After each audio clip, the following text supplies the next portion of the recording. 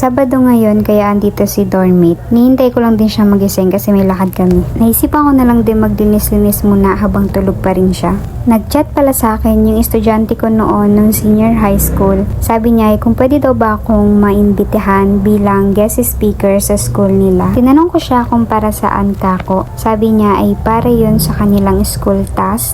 Which I put a little concern kasi alam naman natin na as a student, mahalagang bagay yung school task kagaya ng seminars. Doon na din niya dinisclose yung full details ng kanilang seminars including the subject, objective, time, date, etc. To make it short and clear, kailangan nila ng speaker na someone na may experience na to teach technology and livelihood education kung saan ay qualify ako dahil majorship ko ay TLE tapos nakapagturo na din ako from grade 8 up to grade 12. Sabi ko, magandang experience sana yun kung sakali. Kaya nga lang, hindi ako makapag-commit or makapag-promise na makakapunta nga ako gawa ng may mahalaga akong lalakadin sa mga susunod na araw. Higit pa doon, more than sa gusto ko siya sanang ma-experience, tinatalo ako ng pagiging mahiyain ko at yung takot ko marap sa crowd. Bukod pa doon ay wala akong self-confidence na mababaon para sa seminar na yun. At saka more than 2 years na akong hindi nagpa-practice ng teaching, kaya I doubt myself na magiging effective and efficient as guest speaker sa seminar na yun. Tapos ang mga makakita at makikinig pa sa'yo ay HRM students from one of the well-known school,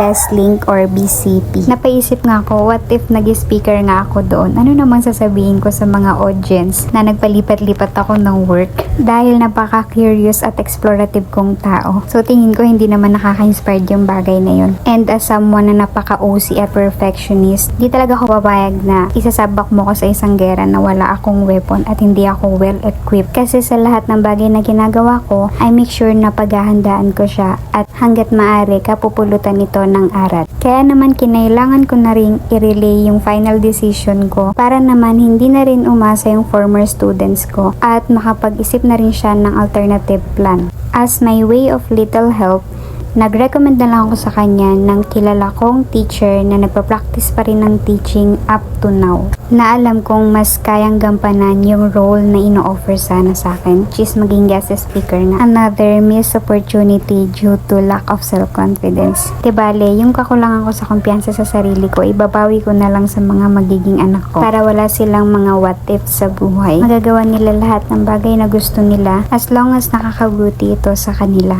Kaya naman mahigpit na yakap sa ating mga pinalagpasang pagkakataon dahil sa pinanghihinaan lang tayo ng loob. O siya, bukas ulit.